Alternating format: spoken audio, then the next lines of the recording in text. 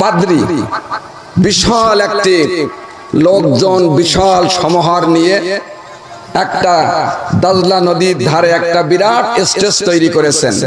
করার পরে চ্যালেঞ্জ দিয়েছেন, মুসলমানেরা আমাদের প্রশ্নের জবাব যদি দিতে পারেন তাহলে আমরা মুসলমান হয়ে যাব, আর যদি মুসলমানেরা জবাব না দিতে পারেন তাহলে মুসলমানদেরকে খ্রিস্টান ধর্ম অবলম্বন করতে হবে, খ্রিস্টান ধর্ম গ্রহণ করতে হবে। আমার ভাইরা, এজন্য এভাবে যখন চ্যালেঞ্জ দিলেন, ওই সময় বড় বড় আলেম উলামা ছিল, পীর মাশায়েখ ছিল, তারা এই চ্যালেঞ্জ কেউ গ্রহণ করে নাই। মাত্র 17 বছরের একজন যুবক দাঁড়িয়ে বললেন যে এই প্রশ্নের জবাব আমি দেব। জোরে কোন আল্লাহু আকবার, আর জোরে কোন আল্লাহু আকবার। ভাইরা আমার, হাজার হাজার মানুষ ওই ময়দানে প্রশ্নের জবাব শোনার জন্য উপস্থিত হয়েছেন।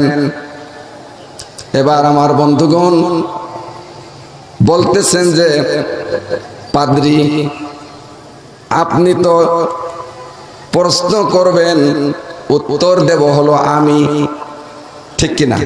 প্রশ্ন করবেন আপনি, উত্তর দেব কি আমি। তাহলে প্রশ্নকারী বড় না উত্তরদাতা বড়? স্যার বড়, ছাত্ররা হলো ছোট।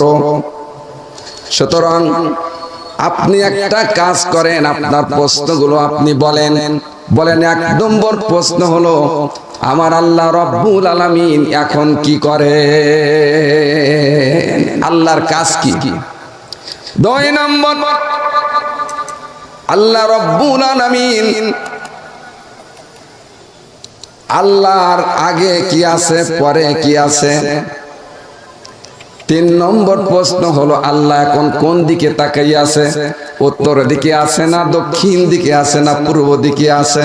প্রশ্ন করার পরে 17 বছরের যুবক ইমাম আজম আবু হানিফা রহমাতুল্লাহি আলাইহি উনি বলতেছেন, পাদ্রী সাহেব শোনেন, আপনার কাছে প্রশ্ন করেছি, যিনি প্রশ্ন করে তিনি ছোট, যিনি জবাব দেন তিনি হলো বড়। সুতরাং আপনি ময়দানে নামেন, আর আমি স্টেজের উপরে দাঁড়িয়ে প্রশ্ন জবাব দেব।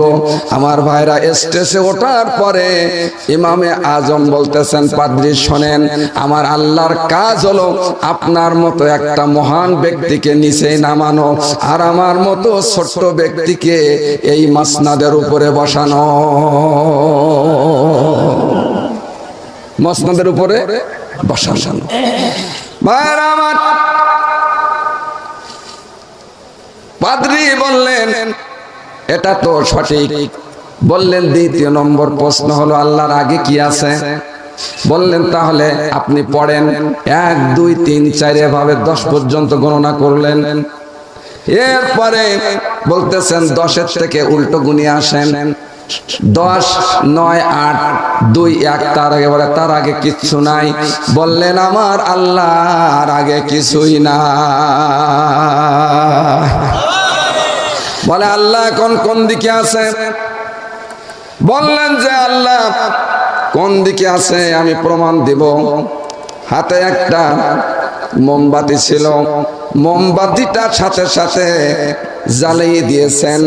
সাথে সাথে জ্বালিয়ে দেওয়ার পরে জিজ্ঞাসা করলেন, আলো কোন দিকে এখন ধাবমান আছে? এই যে আলোটা কোন দিকে আছে? সব দিকে আছে না? ডাইনে আছে, বামে আছে, পিছনে আছে, সামনে আছে, সব জায়গায় আলোর রশ্মি ছড়িয়ে আছে। ইমাম আজম আবু হানিফা বললেন, আমার আল্লাহ এখন সব দিকে আছে। জোরে বলুন সুবহানাল্লাহ। এই প্রশ্নের জবাব শুনে উপস্থিত যত মানুষ ছিল সমস্ত মানুষ পড়ে নিলেন, লা ইলাহা ইল্লাল্লাহু মুহাম্মাদুর রাসূলুল্লাহ, লা ইলাহা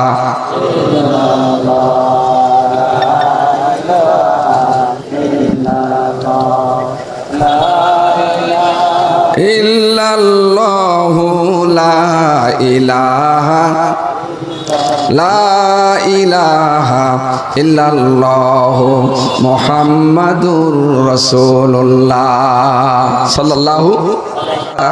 সুশে সুশে আমাদের এই সমাজ, আঙুল ফুলে হলো যারা কলা।